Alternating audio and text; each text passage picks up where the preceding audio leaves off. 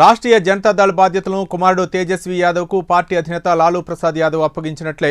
ఇందులో భాగంగానే పార్టీకి నూతన కార్యనిర్వాహక అధ్యక్షుడిగా తేజస్వి యాదవ్ నియమితులయ్యారు. కాగా ఆర్జేడీకి ఎవరు నాయకత్వం వహించాలనే అంశంపై లాలూ కుటుంబంలో విభేదాలు తలెత్తిన నేపథ్యంలో తేజస్వి యాదవ్ నియామకం ప్రాధాన్యత సంతరించుకుంది.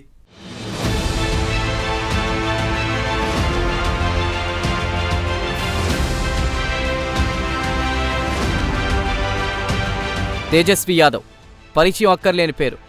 బీహార్లోని ప్రముఖ పార్టీ అయిన రాష్ట్రీయ జనతాదళ్లో నిన్న మొన్నటి వరకు అగ్రనేత ఆయన.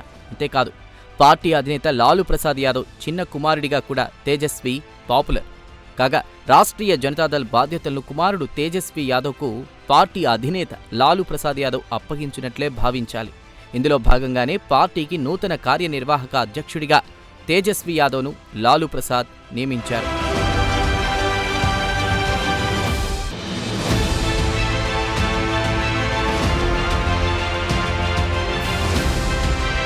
రాష్ట్రీయ జనతాదళ్లో తేజస్వి యాదవ్ చాలా కాలం నుండి కీలక పాత్ర పోషిస్తున్నారు.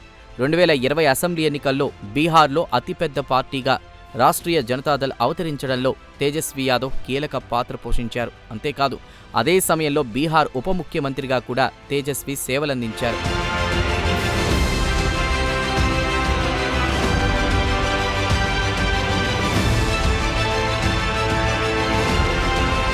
వాస్తవానికి తేజస్వి యాదవ్ 2015లో బీహార్ రాజకీయాల్లో అడుగుపెట్టారు. అప్పటి నుంచి ఆయన అంతిమ లక్ష్యం బీహార్కు ముఖ్యమంత్రి కావడమే. అయితే ఇప్పటి వరకు ఆ లక్ష్యం నెరవేరలేదు. ఇటీవల జరిగిన బీహార్ అసెంబ్లీ ఎన్నికల్లో మహాగఠబంధన్ విజయం సాధిస్తే తేజస్వి యాదవ్ చిరకాల కోరిక నెరవేరేదంటున్నారు రాజకీయ పరిశీలకులు. तेजस्वी जी नेतृत्व संभालेंगे. अब देखिए आने वाले दिन में राष्ट्रीय जनता तो अभी समाप्त हो चुका है, थोड़ा वो बहुत बचा है, उसको संभाल पाए तो ठीक है, नहीं तो अब वो तो उनके पार्टी का वो मामला है. वहाँ डेमोक्रेसी नहीं है, मैं जानता हूँ.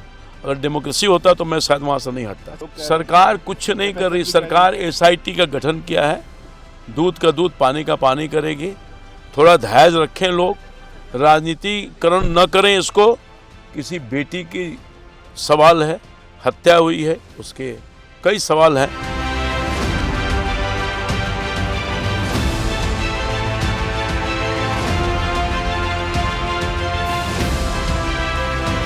ఒక దశలో మహాగఠబంధన్ తరపున ముఖ్యమంత్రి అభ్యర్థి ఎవరన్న ప్రశ్న తెరమీదకొచ్చింది. కాగా కాంగ్రెస్, రాష్ట్రీయ జనతాదళ్ పార్టీల మధ్య ముఖ్యమంత్రి అభ్యర్థి ఎవరన్న దానిపై కొంతకాలంగా ఉత్కంఠ నడిచింది.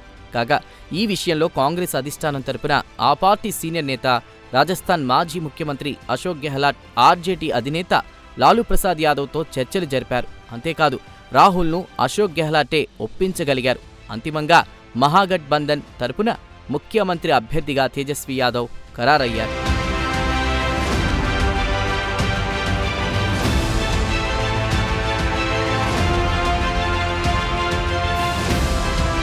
ఇదిలా ఉంటే ఆర్జేడీ అధినేత లాలూ ప్రసాద్ వృద్ధాప్యంతో ఇబ్బంది పడుతున్నారు. వయస్సు మీద పడ్డంతో పాటు లాలూపై ఇప్పటికి అనేక అవినీతి కేసులున్నాయి. దీంతో ఆర్జేడీ బరువు బాధ్యతలను చిన్న కుమారుడు తేజస్వికి అప్పగించాలని లాలూ ప్రసాద్ భావించి ఉండొచ్చు. ఈ నేపథ్యంలోనే తాజాగా పార్టీ వర్కింగ్ ప్రెసిడెంట్ పదవిని తేజస్వికి కట్టబెట్టినట్లు రాజకీయ వర్గాలు విశ్లేషిస్తున్నాయి.